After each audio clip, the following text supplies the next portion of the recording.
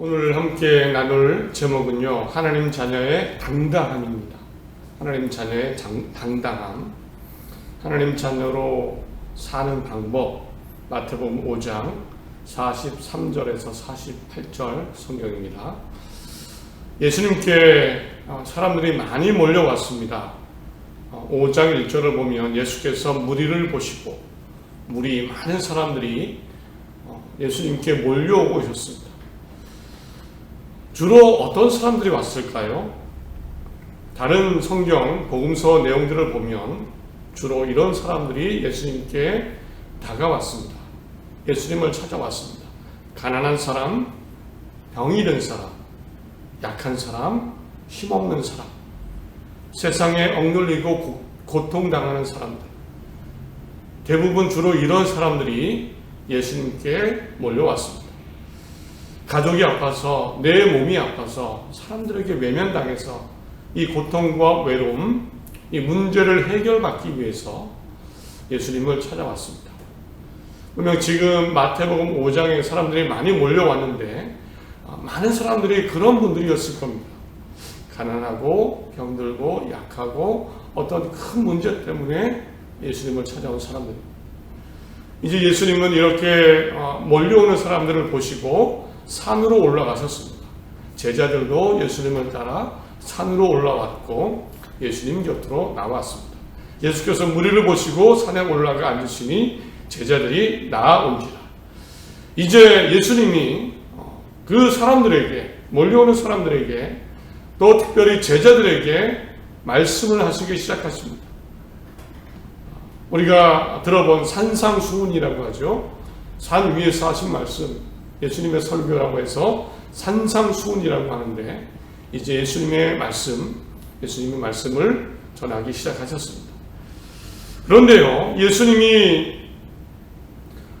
말씀을 하시는데 이 말씀들을 들으면 어떻게 보면 지금 당장의 현실과 잘 맞지 않는 내용들이었습니다. 현실과 동떨어진 이야기들, 내용들, 하기도 어렵고 당장 사람들이 듣고 싶어하는, 기대하는 내용은 아니었습니다. 위로와 격려보다는 오히려 더 엄격하게 사랑하고 자비하고 온유하고 평화하고 선하고 착한 삶을, 겸손한 삶을 살아라. 법 없이도 살 수 있는 그 정도의 삶을 살아라. 이런 말씀을 예수님은 하기 시작하셨습니다. 그 내용들을 정리하면 이렇습니다. 3절, 심령이 가난한 사람이 되라. 교만하지 않고 겸손한 사람이 되라. 4절에 애통하는 사람이 되라. 스스로 잘못을 자복하고 슬퍼하고 우는 사람이 되라. 5절에 온유한 사람이 되라. 6절에 의에 줄이고 목마른 사람이 되라. 의, 하나님의 의, 옳은 것에 목마른 사람, 갈망하는 사람이 되라. 긍휼히 여기는 사람이 되라. 마음이 청결한 사람이 되라. 화평하게 하는 사람이 되라. 의를 위하여 박해를 받는 사람이 되라. 힘들어서 예수님을 찾아왔고 내 문제가 있는데 같은 편이 되어주신 것도 아닌 것 같고 속이 후련한 말씀을 해주신 것도 아닙니다. 풍성한 위로와 희망의 말씀이면 참 좋았겠죠. 그런데 그 내용들은 가난하고 애통하고 온유하고 의에 줄이고 긍휼하고 화평하고 의를 위하여 핍박받는 사람에 대한 이야기였습니다. 그러면 복이 있습니다. 오히려 더 엄격하게 사랑하고 선함을, 착함, 그것을 따라 사는 사람, 가난하고 힘들고 병들고 문제 해결 때문에 왔는데 예수님은 오히려 더 무거운 말씀을 하신 것 같습니다. 내 상황과는 상관없는 이야기 같습니다. 이제 이후로 실제 어떻게 살아야 되는지 예수님이 또 예를 들어 말씀하시는데 그 말씀들은 당연히 엄격하고 더 엄격하고 무겁기는 마찬가지였습니다. 선하게 살아서, 이런 내용들입니다. 선하게 살아서 세상에 빛이 되고 소금이 되라. 그래서 우리 착한 모습을 보고 하나님께 영광이 되게 맞는 말씀인데요. 나는 지금 문제가 있어서 왔습니다. 힘들죠. 이와 같이 너희 빛이 사람 앞에 비치게 하여 그들로 너희 착한 행실을 보고 하늘에 계신 너희 아버지께 영광을 돌리게 하라. 당장 내가 힘들어서 왔는데 내가 빛이 되고 소금이 되라. 내용들을 보니까 또 살인하지 말라고 했지만 형제에게 욕도 하지 말고 미련한 놈이라는 말도 하지 마라. 절대 하지 마라. 예물 드리기 전에 혹 형제와 싸운 일이 있으면 먼저 화해하고 와서 예물을 드려라. 간음하지 말라고 했지만 그러나 생각조차 하지 마라. 그런 음욕의 생각은 생각조차 하지 마라. 율법의 아내와 이혼해도 된다고 하지만 그러나 정당한 이유 없이 절대 아내를 버리지 마라. 맹세를 하지 마라. 아예 하늘로도 땅으로도 내 자신으로도 절대 맹세조차 말 조심해라. 함부로 말하지 마라. 이에는 이, 눈에는 눈, 그런 이야기 했지만 오른밤 되면 왼뺨도 되고 오리를 가자고 하면 십리를 가고 달라고 하는 사람에게 그대로 주마. 가능합니까? 정말 엄격한 말씀. 심지어는 원수를 미워해도 된다고 했지만 원수까지 사랑하고 핍박하는 사람을 위해서 기도해 줘. 가능합니까? 지금 상황과 어울립니까? 사람들의 반응이 어땠을까요? 사람들, 제자들 현실을 압니다. 현실은 녹록하지 않습니다. 돈이 없고 몸이 아프고 집에 문제가 있고 걱정과 염려가 가득합니다. 그 상처받고 힘든 마음으로 찾아왔는데 예수님은 선한 사람이 되라, 좋은 사람이 되라, 의를 위해 핍박을 받아라. 뭐 흠없이, 하나도 흠없이 말 하나도 조심하고 행동 조심하고 원수 사랑하고 너를 괴롭히는 사람을 위해 기도해 주라. 사람들은 어떻게 생각했을까? 실망하지 않았을까? 사람들이 충격받지 않았을까? 그래서 그런지요, 예수님이 5장, 6장을 말씀하시는데 아무도 묻는 사람이 없습니다. 한마디도 물어보는 사람이 없습니다. 어떻게 보면 호응이 없는 겁니다. 물어보는 사람이 없습니다. 이뿐 아닙니다. 6장으로 넘어가면 예수님은 신앙생활에서도 더 철저한 겸손을 말씀하십니다. 6장 1절에 사람에게 보이려고 그들 앞에서 너희 의를 행하지 않도록 주의하라. 그러므로 구제할 때에 외식하는 자가 사람에게 영광을 받으려고 회당과 거리에서 하는 것 같이 너희 앞에 나팔을 불지 마라. 구제할 때도 조용조용하라. 아무도 못. 5절 너희는 기도할 때 외식하는 자와 같이 하지 말라. 그들이 사람에게 보이려고 회당과 큰 거리 어디에 서서 기도하기를 좋아한다. 골방에 들어가 혼자 기도해. 기도할 때도 겸손해. 금식할 때도 너희는 외식하는 자들과 같이 슬픈 기색을 보이지 말라. 그들은 금식하는 것을 사람에게 보이려고 얼굴을 흉하게 하느니라. 기도하든 구제하든 금식하든 사람에게 보여주지 말고 칭찬도 받지 말고 격려도 받지 말고 아무도 모르게 해라. 구제하는 것, 기도하는 것, 금식하는 것 몰래 해라. 정말 겸손해라. 아니 좀 알려도 되지 않습니까? 보여줘도 되지 않습니까? 근데 하나님은, 예수님은 아주 극도로 겸손한,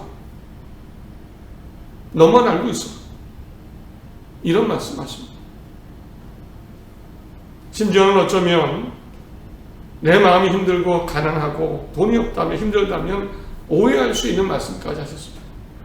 6장 11절에 오늘 우리에게 일용할 양식을 주시옵고, 주기도 하면 한 부분이죠. 일용할 하루 먹을 빵을 주십시오. 이렇게 기도 안 하는 겁니다. 청미대로.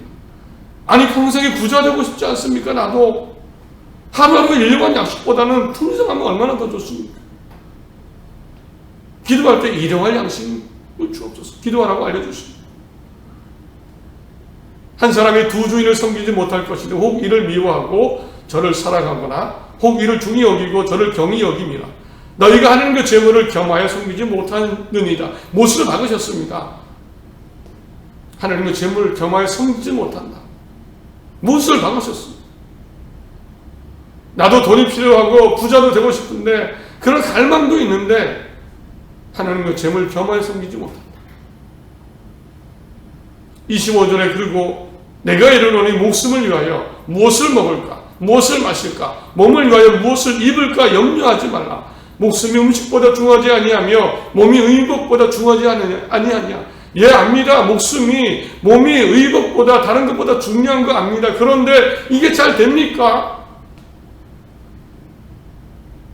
목숨이 음식보다 귀하죠. 그런데 음식이 없으면 배가 고프고 우리 집이 힘듭니다. 몸이 중요한 거 알죠? 옷보다 중요한 거 압니다. 그러나 옷도 필요합니다. 예수님은 염려하지 마. 마치 남의 일처럼 너무나도 쉽게 말씀하시는 것 같습니다. 내가 특히나 가난하고 힘들고 먹지 못한다면 오해할 수 있습니다. 배고프게 살아라. 하루 빵 있으면 만족해. 당해보지 않으시고 너무너무 쉽게 말씀하시는 것 같습니다. 예수님은 문제와 어려움 속에 찾아온 사람들, 그 문제는 물질적인 문제도 있고요. 질병의 문제, 여러 다양한 문제가 있어서 찾아왔습니다. 그런 그들에게 예수님은 어쩌면 동화 속 같은 이야기, 물론 틀린 말 아닙니다. 이렇게 살면 좋겠죠. 동화 속 같은 이야기를 해주고 계셨습니다. 엄격하게 사랑하고 자비하고 용서하고 하나님을 섬기고 의를 위하여 살아. 그리고 염려를 맡겨라. 어떻게 이런 말씀 하실 수 있으셨을까요? 왜 이런 말씀 하셨을까요? 예수님은 나쁜 분이 아니죠. 우리를 위해 십자가에 죽으시는 그것을 위해 오신 분입니다. 그런 분이 나쁜 이야기 하실 분이 아닙니다. 예수님이 주저하지 않고 그들에게 이런 말씀까지 하신 이유는 분명했습니다. 48절에 그러므로 하늘에 계신 너희 아버지의 온전하심과 같이 너희도 온전하라. 그것은요, 하나님이 우리 아버지시기 때문입니다. 우리 아버지. 하나님은 우리 아버지시기 때문입니다. 마태복음 5장 6절에는 예수님이 이 단어를 계속 반복하십니다. 하나님 아버지. 하늘에 계신 너희 아버지. 하늘에 계신 너희 아버지. 하늘에 계신 너희 아버지의 온전하심과 같이. 6장에는요, 아버지라는 단어가 13번이나 나옵니다. 13번. 예수님은 아버지 하나님을 생각하면서 이 말씀을 하신 겁니다. 물론 우리에게 육체적인 혈연적 아버지가 있지만 근본적으로 우리를 창조하신 하나님 아버지 이야기를 하십니다. 창조하신 하나님 아버지가 계신다는 그 관점에서 예수님은 말씀하신 겁니다. 하나님 아버지 우리는 많이 들어봤죠. 익숙합니다. 그런데 그들은 얼마나 새로웠을까요? 무섭고 멀리 계신 분이 아니고 하늘나라에 계신 분이 아니고 그 하나님이 아버지 되신 하나님입니다. 아버지 되신 하나님. 아마 잘 깨닫지 못했을 겁니다. 하나님 아버지, 그 하나님이 우리의 아버지이기 때문에 우리도 그 아버지를 닮아서 온전해야 된다. 이 말씀을 하셨습니다. 그러니까 아주 중요한 사실이 있죠. 완전하신 아버지 하나님처럼 자녀인 나도 완전해야 됩니다. 당연한 겁니다. 예수님 당연한 말씀하신 겁니다. 뭐 다르게 살아라, 어렵게 살아라, 새로운 이야기가 아니고요. 하나님 아버지가 나에게 그렇게 바라신다면 내가 그 하나님 아버지의 자녀라면 나도 그렇게 살아야 된다는 당연한 말씀하신 겁니다. 당연한 말씀. 어려운 말씀이 아니고요. 특별한 이야기 아닙니다. 당연한 말씀. 아버지 좋은 분이시면 너도 좋은 사람이 되어야 된다. 이 말씀입니다. 그리고 더불어 아버지 하나님이시기 때문에 더불어 이런 말씀을 하셨습니다. 그래서 완전하신 하나님 아버지를 닮아서 그렇게 나도 살아간다면 이제 나는 완전한 아버지 하나님을 통해 많은 것을 누리게 될 것이다. 첫 번째는 아버지 하나님께서 주시는 상이 있을 것이다. 영어 성경에는 보상이라고 했습니다. 보상.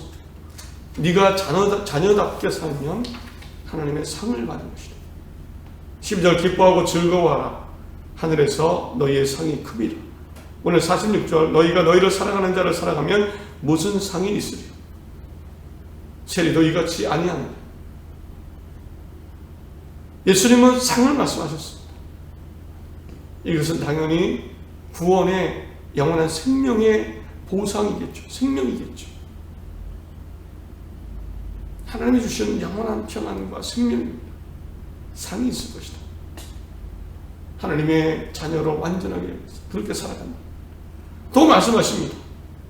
이제 정말 중요한 말씀 또 하시죠. 구원, 그 보상뿐만 아니라 상뿐만 아니라 이 세상에서도 하나님의 돌보심과 길러주심, 입혀주심으로 당연히 살아가게 될 것이다. 26절 공중의 새를 보라. 심지도 않고 거두지도 않고 창고에 모아들이지도 아니하되 너희 하늘 아버지께서 기르시다니 너희는 이것들보다 귀하지 아니하냐. 하나님 아버지께서 길러주실 것이다. 공중의 새가 살아가는 것처럼 너희를 길러주시고 살게 하실 것이다. 30절에 오늘 있다가 내일 아궁에 던져지는 들불도 하나님이 이렇게 입히시거든 하물며 너희일까 보냐. 믿음이 작은 자들아, 하나님 자녀라는 믿음을 가져라. 아궁에 던져 불타버리는, 수직하게 타버리는 들불도 하나님이 입히시거든 너희일까 보냐. 나 하나님의 자녀인데 입혀주시고 살게 하실 것이다. 하나님의 지극히 놀라운 사랑과 돌보심입니다.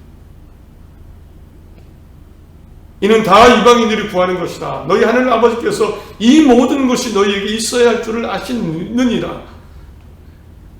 사람들이, 이방인들이, 하나님 모르는 사람들이 막 이거 달라 저거 달라 구합니다. 이게 필요하고 저게 필요하고 구합니다. 이방인들이 그렇게 합니다. 하나님 아버지는 당연히 주십니다. 있어야 될 것을 아시는 아버지 하나님이 자녀인 너희에게 당연히 주실 것이다. 그래서 염려도 이겨내라. 34절 내일을 일을 위하여 6장입니다. 34절 내일 일을 위하여 염려하지 마라. 내일 염려할 것이요 한날의 괴로움은 그날로 족하니라. 오늘 걱정은 오늘까지만 해라. 괜찮다. 내일은 새롭게 시작합니다. 염려까지도, 염려를 주는 그 문제까지도 하나님이 인도하시고 이끄시고 해결하시고 올해를 기르시고 입히시고 먹이시기 때문에 하나님 나라의 상, 영원한 생명을 받기까지, 얻기까지 하나님이 돌보실 것이기 때문에 오늘 걱정은 오늘로 끝, 내일은 새롭게 시작해라.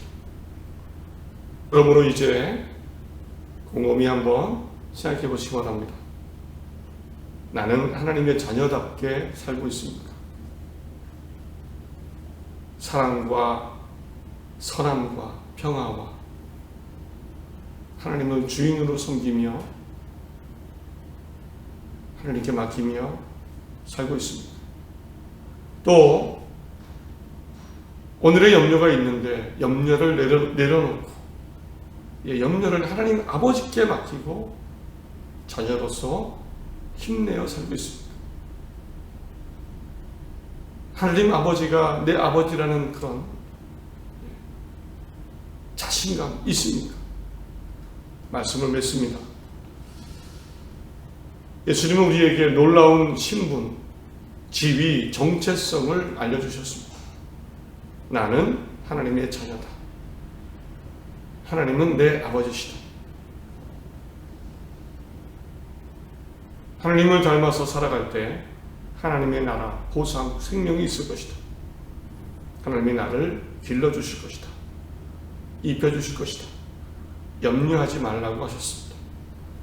우리 모두 살아갈 때 자녀다운, 하나님의 자녀다운 그런 모습이시기를 바랍니다.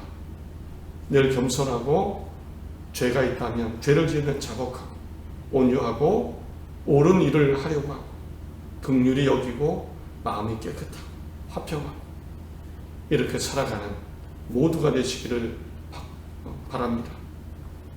그리고 하나님의 자녀로 당당하시기 바랍니다. 자존심이라고 할까요? 자신감입니까? 맞습니다. 자신감. 내가 무엇을 가져서가 아니고 어떤 집이 어떤 사람이라서가 아니고 우리는 누구나 다 하나님의 자녀입니다. 당당해도 됩니다.